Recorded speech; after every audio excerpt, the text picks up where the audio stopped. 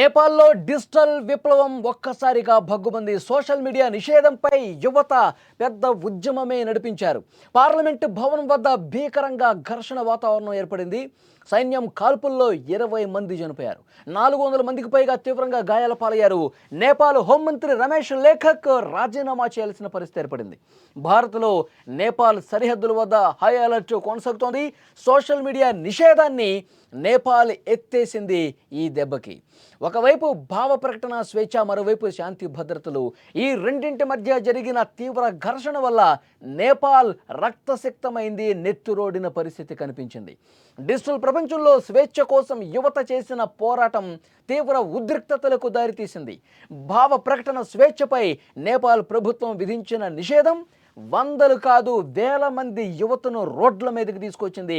Water క్యానాన్స్, tear గ్యాసులు, చివరికి rubber బుల్లెట్లు కూడా వాళ్లను ఆపలేకపోయాయి. తీవ్రమైనటువంటి ఒక ఘర్షణ పూరిత వాతావరణం అక్కడ కనిపిస్తోంది. విజువల్స్లో మీరు చూస్తూ ఉన్నారు. పెద్ద సంఖ్యలో వేలాదిగా యువత రోడ్ల మీదకి వచ్చి ప్రభుత్వానికి వ్యతిరేకంగా నినాదాలు చేశారు.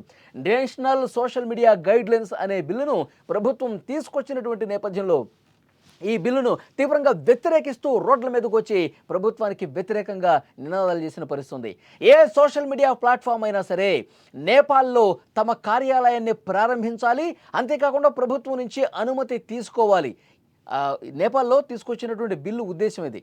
ఏ సోషల్ మీడియా ప్లాట్ఫామ్ అయినా నేపాల్లో తమ కార్యాలయాన్ని ప్రారంభించాలి, తర్వాత ప్రభుత్వం అనుమతి తీసుకోవాలి. ఇలాంటి కండిషన్స్ పెట్టిన నేపథ్యంలో ఒక ఘర్షణపూరిత వాతావరణం అనేది అక్కడ కనిపిస్తుంది. ఎందుకంటే అశ్లీలత, విద్వేష ప్రసంగాలు కట్టడి చేయటం, నేరాలను అరికట్టడం అని చెప్పి ప్రభుత్వం చెప్తున్నప్పటికీ కానీ యువత చేతులకు ఒక సంకెళ్ళు వేసినట్టుగా యువత అక్కడ భావించిన పరిస్థితి.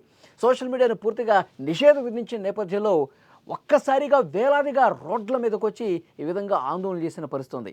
ఇక్కడ 1 కోటి మందికి పైగా నేపాల్లో ఫేస్బుక్ యూజర్స్ ఉన్నారు. 36 లక్షలకు పైగా ఇన్స్టాగ్రామ్ వాడుతున్న వాళ్ళు ఉన్నారు.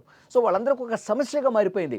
వీటిని బేస్ చేసుకొని తమ రోజువారీ కార్యక్రమాలు చేసేవాళ్ళు, వ్యాపారం చేసేవాళ్ళు చాలామంది ఉన్నారు. సో దాని మీదే జీవనం సాగించే యువత కూడా చాలామంది ఉన్నారు. సో డెఫినెట్గా ఇది చాలా ప్రతిబంధకంగా మారుతుంది. సో యువతకి ఒక స్వేచ్ఛ లేకుండా చేస్తుంది. భావ ప్రకటన స్వేచ్ఛ మీద తీవ్రంగా దెబ్బ కొట్టినటువంటి పరిస్థితి ఉంది. కాబట్టి ఇంత ప్రతిఘటన వచ్చింది. రోడ్ల మీదకి వేలాదిగా యువతంతా కూడా చేరి ప్రభుత్వానికి వ్యతిరేకంగా నినాదాలు ఇస్తున్న పరిస్థితి. చాలా చోట్ల ఒక ఘర్షణ కనిపించింది. ఇక సైన్యం కూడా వీళ్ళను అడ్డుకునే దాంట్లో భాగంగా తీవ్రంగా స్పందించాల్సి వచ్చింది. ఒకవైపు రాళ్ళు రూతున్నారు, ఒకవైపు టియర్ గ్యాస్ ఉపయోగిస్తున్నా సరే, ఎక్కడ రబ్బర్ బుల్లెట్లు కొడుతున్నా సరే ఎక్కడ కూడా యువత వెనక్కి తగ్గిన పరిస్థితి లేదు.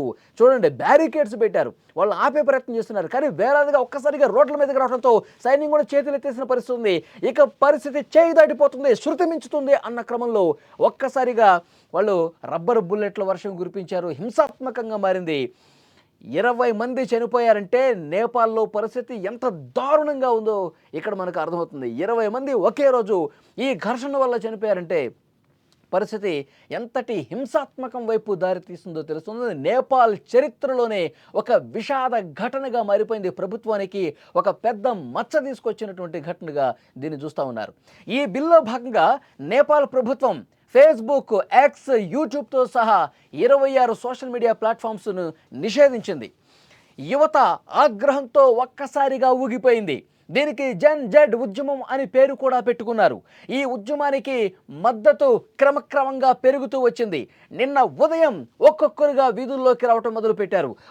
10 మంది అయ్యారు, 100 మంది అయ్యారు, 100,000 అయ్యారు. గంటల వ్యవధిలోనే కొన్ని వేల మంది యువకులు రాజధాని కాఠ్మండూలోని పార్లమెంటు భవనం వైపు ఒక్కసారిగా దూసుకుపోయారు. పరిస్థితి అర్థమైపోయింది ప్రభుత్వాన్ని కూడా. అక్కడ ఉన్నటువంటి అధికార యంత్రాంగం ఆదేశాలు ఇచ్చారు. వెంటనే సైనికులు, బలగాలు రోడ్ల మీదకి వచ్చారు.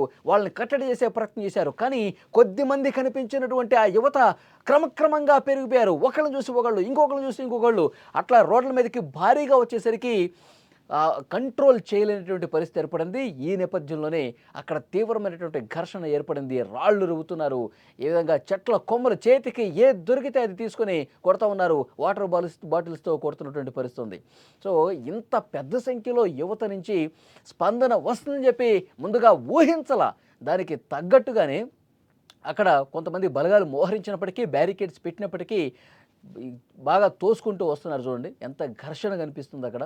ఎంత హింసగా ప్రేరేపించే విధంగా అక్కడ దృశ్యాలు మనకు కనిపిస్తున్నాయి. యువత అందరూ కూడా వాటిని తోసుకుంటూ ఇంకా ముందుకి పార్లమెంటు భవనం వైపు దూసుకెళ్ళిన పరిస్థితుంది. పార్లమెంటు వైపు రాళ్ళు రువ్వినటువంటి పరిస్థితి ఉంది. సో అందుకే వాళ్ళని కంట్రోల్ చేయడం కష్టమైపోయేసరికి రబ్బర్ బుల్లెట్లు కూడా వాడాల్సినటువంటి పరిస్థితి ఏర్పడింది. కొంతమందికి తీవ్రంగా గాయాలయ్యాయి. కొంతమంది ఇక పూర్తిగా కిందకు పడిపోయారు. నేల కూలినటువంటి పరిస్థితి ఉంది. ఒకటొకటిన వాళ్ళని ఆసుపత్రికి తరలించే ప్రయత్నం కూడా జరిగింది. 20 మంది నిన్న ఒక్కరోజు ఘర్షణల కారణంగా చనిపోయిన పరిస్థితి అంటే ఎంత దారుణమైనటువంటి సిచ్యువేషన్ నేపాల్లో ఉందన్నది కూడా అర్థమవుతుంది. నేపాల్ చరిత్రలోనే ఫస్ట్ టైం ఒక ఆందోళన పార్లమెంటు ప్రాంగణంలోకి చొచ్చుకెళ్లటం కనిపించింది. ఆందోళనకారులను అడ్డుకోవడానికి భద్రతా బలగాలు ముందుగా వాటర్ క్యానన్స్ యూజ్ చేశారు, టీర్ గ్యాసులను ప్రయోగించారు. కానీ ఎక్కడా కూడా యువత భయపడలా, ఎక్కడా కూడా యువత వెనకడుగు వేలా. ఇక తీవ్రమైనటువంటి ఆందోళన కనిపించింది. యువత ఇంకా పెరుగుతూనే ఉన్నారు. రోడ్లు కిక్కిరిసిపోయి కనిపిస్తూ ఉన్నాయి.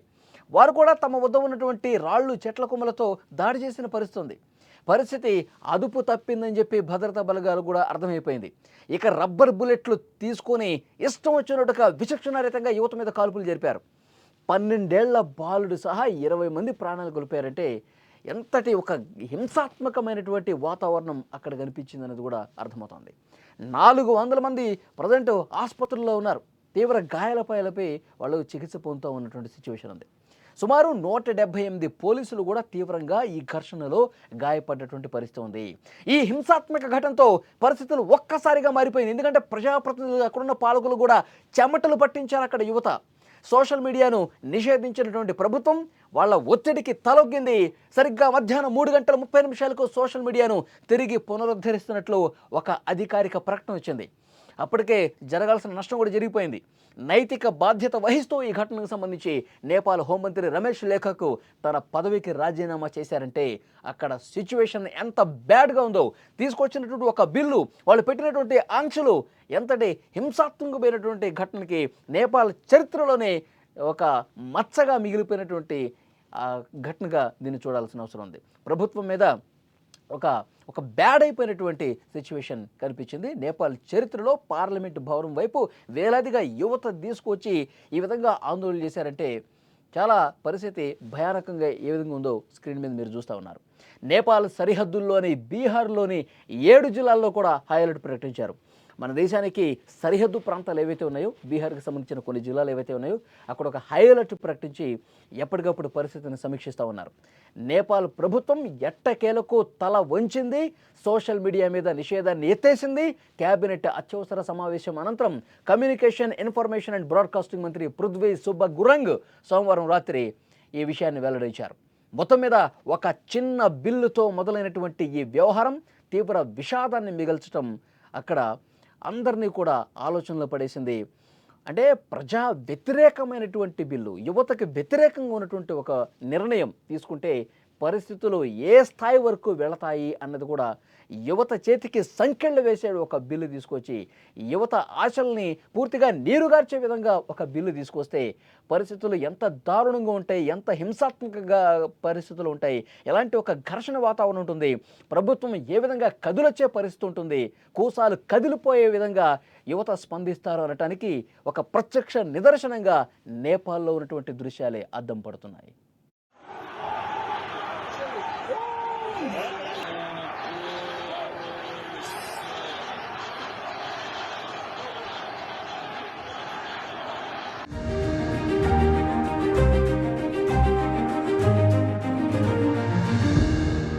క్యాంటీన్లో ప్లేట్లు కడిగిన సంజిత్ కొండ ఇప్పుడు కోట్ల రూపాయల వ్యాపారం చేస్తున్నాడు. గేదెల షెడ్డు వేసిన ఎంఎస్సీ స్టూడెంట్ అక్షయ్ ఇవాళ బెంజ్ కార్లో తిరుగుతున్నాడు.